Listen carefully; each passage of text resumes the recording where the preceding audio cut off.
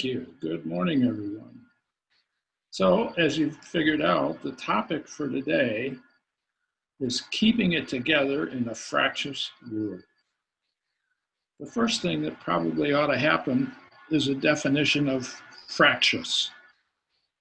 It's an adjective that's often used to describe behavior, sometimes individual, sometimes collective. And synonyms are cantankerous, quarrelsome, irritable, and unruly. Do you recognize the world in that description? The world seems to be falling apart. But the bottom line is that everything that unfolds is a function of the interaction of consciousness and prior conditions. Before I get too far into this, I wanted to let you know that this is my sources for this talk today are Course in Miracles, The Way of Mastery, the work of Dr. David Hawkins, Byron Katie, and some channeled messages from Yeshua. So this interaction of consciousness and prior conditions is what causes anything to appear. It's not a function of anything else. And an example of that is that the Earth itself is about 4.5 billion years old. But the first signs of life in the form of microbes, bacteria and viruses and so forth, didn't show up for almost 1 billion years. And why was that? Because consciousness was waiting for the right conditions to support that form of life. So, there is in the world today a pandemic. And it seems to be, oh God, how could we do this to ourselves? And the fact is that it is a blessing. It literally is a blessing. And it will lead us into a new way of being, a new way of understanding the world. And it's just like any other challenge, it's always a wonderful opportunity for spiritual growth.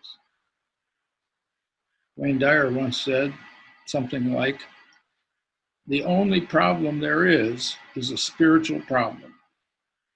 And that's really what we're talking about this morning, is how to be in this world that seems to be falling apart, that seems to be highly fractious. The world is at odds with each other. Healthcare has been politicized. I don't know about in your house, but there's a lot of grumbling around my house about people who are behaving in ways that aren't helpful. And that is just another part of being fractious. We're being judgmental about a certain portion of the population. And judgment is what? What is judgment? It's believing in separation. It's believing in good and bad and different. And that is not helpful. It simply isn't helpful.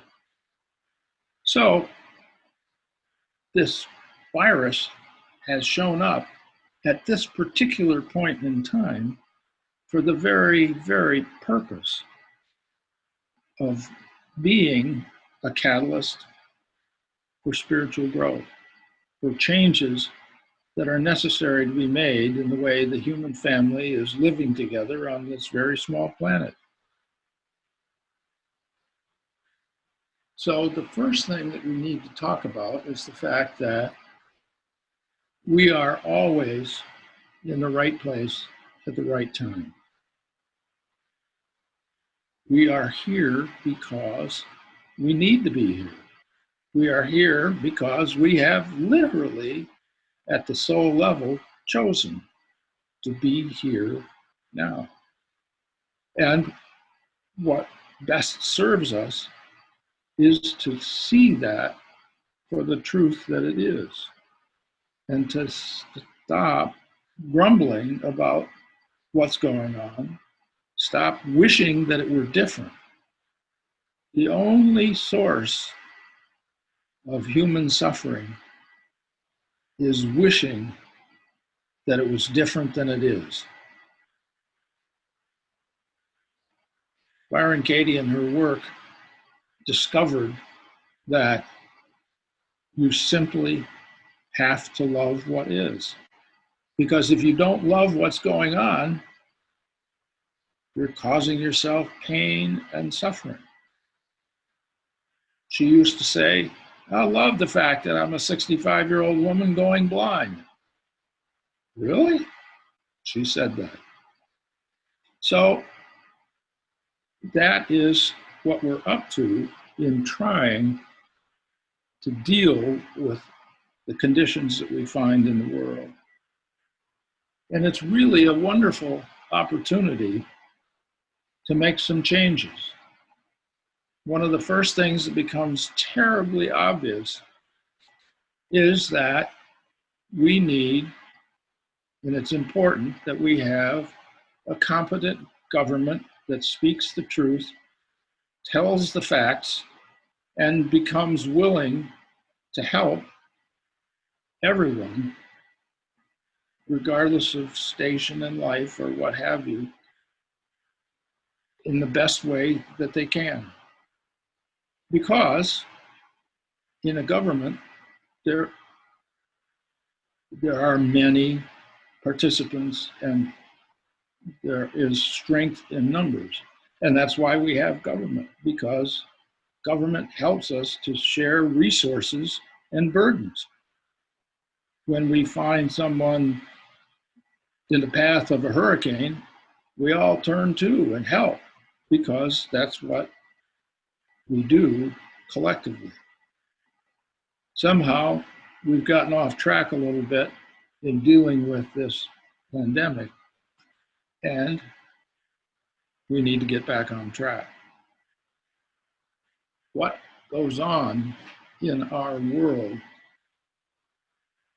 and how we react to this experience. And by the way, experience is not uniform. No one has the same experience of anyone else. Experience is something that takes place in your mind, and only your mind. Seriously. Because you are the one who decides how you feel about and what you think about what seems to be happening. And that's what an experience is. For instance, I'm not a tennis player, but if I were on a tennis court and serving on the other side of the net was Novak Djokovic, I would be totally handcuffed. That ball would come screaming over the net at about 130 miles an hour, and I'd be running for cover. And that would be my experience. On the other hand, if Rafael Nadal was on the other side of that net and the ball came screaming over the net at 130 miles an hour, he might well be able to hit a winner down the line. And he would have a totally different experience than I had, because his talent level, his experience, and his history is very different than mine. And so all of us will have differing experiences based on who we are, what we think, and what we believe. But the truth is that we are responsible for the experience that we have. Because if we take the negative approach, if we decide, this is just terrible and I hate it and I wish it was over, we're going to reinforce negativity. On the other hand, if we adopt Byron Katie's view, I love this because it's giving us an opportunity to change how we see the world. Course in Miracles says, don't seek to change the world. Seek only to change how you see the world. And so what we're really up to is extending love in all ways to all beings. Because if we don't, we're going to be right in the middle of the soup called a negative experience. It's entirely possible for us to have the experience of this pandemic without suffering. Not everyone is going to catch this virus. In fact, most of us won't. But if we have negativity and judgment and hatred for some in our consciousness, we're going to turn a potentially helpful experience into a very negative experience. So it's up to us. It's actually our decision. Imagine that. We are the decider. We get to choose who we are being. Yeshua always says in his discourses in the way of mastery, be the love that you are. And to be the love that you are, you have to let go of the ego thought system. The ego is simply a collection of the thoughts that you hold in your mind about who and what you are. That's all it is. It's a program. It's a program that's been operating who knows how long, lifetimes ago maybe. But it's an operating program that you have control over. You have the opportunity to just say, I don't think so. That's not how I'm choosing to be. So in responding to this pandemic, to what's going on in the world, to the fractious behavior that we see happening all around us, we have to extend love. If we simply send love to all beings, we are creating, in our own way, an energy field for new possibilities, for new opportunities to change how we have functioned in the world. This cloud does have a silver lining. One of the things that happens is that we're not traveling nearly as much as we were. So the environment is being helped. The air is absolutely cleaner. There's not nearly the noise level that there was before this pandemic showed up. And it will change forever because we have discovered that in a lot of ways, working from home makes more sense. You don't spend all that time traveling.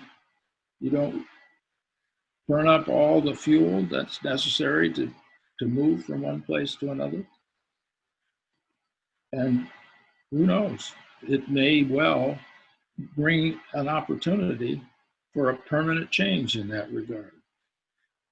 So that can't be all bad.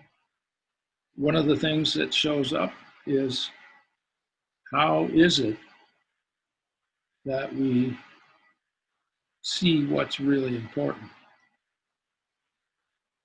We can see that it's critically important that we join with partners all over the world, because this is a worldwide pandemic. In fact, that's the definition of a pandemic.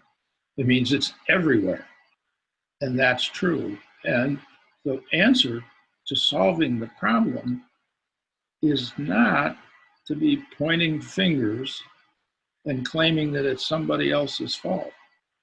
The answer is to join with our brothers and sisters all over the world in seeing our way out of the mess that has been created. And we do that by simply choosing to be who we really are. Who we really are is love. That's the definition of us. And that's a part of us. It's a part of, we have first terminology, we have a split mind. We have a mind that functions with the voice for God, the Holy Spirit, our true divine self, the love connection. And we have the other part of our mind, which is this collection of thoughts about how limited and awful we are. There are whole religions in the world that teach that we're miserable sinners. And that's just not helpful. And if we could actually get a hold of the notion that we are infinitely loved just the way we are, we could let go of some of these dysfunctional notions that run us. We need to be right, don't we? We need to judge somebody as less than us. And that's the function of the ego. The ego takes great delight in seeing travails for somebody else, not me, but for somebody else, while they deserved it anyway. That's the kind of thinking that creates negativity and that creates upset and does not serve the collective good. Our mission in this whole thing is literally to change our consciousness, to raise our consciousness, to become spiritually advanced. And we can do that if we let go of the thinking that we need to be judgmental, that we need to have somebody be responsible. Somebody needs to get punished for this. Well, the fact is that there is no punishment at the level of divinity. In heaven, there's no punishment. There is literally no hell, and believing to the contrary simply fosters further separation, further judgment, and negativity. And we aren't finding that negativity is very helpful. We need to be more tuned in to the truth of our being.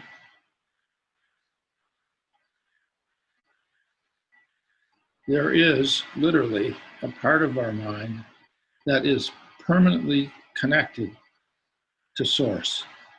It's like a wide open pipeline, and it's available to us at the drop of a hat. And all that's necessary is to let go of that ego thinking that has us insisting that I'm right and you're wrong, and you're bad and I'm good. And that is just not a solution to any problem. Do you really think that we're going to be able to convince somebody by screeching at them? It's not likely. I've never had much success in out yelling somebody and convincing them that I'm right and they're wrong. Never happened in my world. And I've done a fair bit of yelling. Mm-hmm. Yes. And I wish that I was better at toning down that aspect of my ego thought system. Working on it. So each of us has the opportunity to create for ourselves an experience that is helpful and that leads to our own individual spiritual growth and leads to our collective spiritual growth.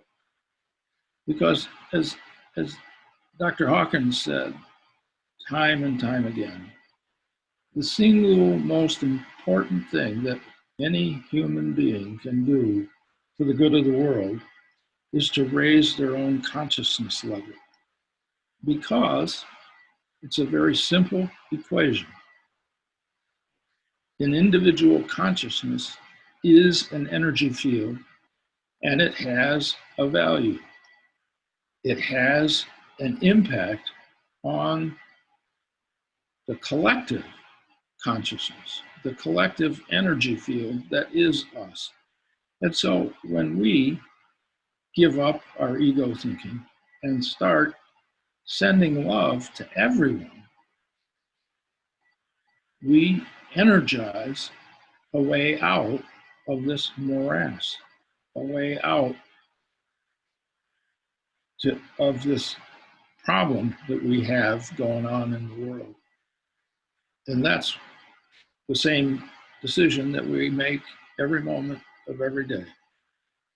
Which voice am I going to listen to?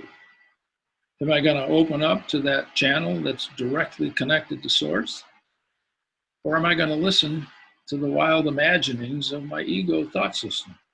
The one that has me believe in lack and limitation and judgment and right and wrong. Believe me, source, God, all that is, doesn't matter what name you attach to it, sees everyone as perfect, innocent, and loves them infinitely. And as Yeshua is recorded to have said at a particularly poignant moment in his life, Father, forgive them, for they know not what they do, applies to us. Forgive them, for they know not their true source. They know not. They're stuck in their ego's thought system. They're stuck in believing that they're sinners. They're stuck in believing that there's right and wrong. And they're stuck in believing things that simply aren't true.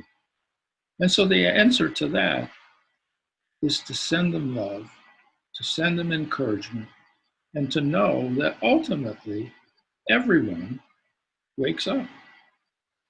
Everyone wakes up. And we can hasten that day by sending love, not judgment. So it's up to us. It's up to us what kind of experience we're going to have individually. And if enough of us have positive experiences, send out enough love, we will change the energy field of the entire planet, and we will make a difference. So you're in charge. You get to decide which voice am I going to listen to.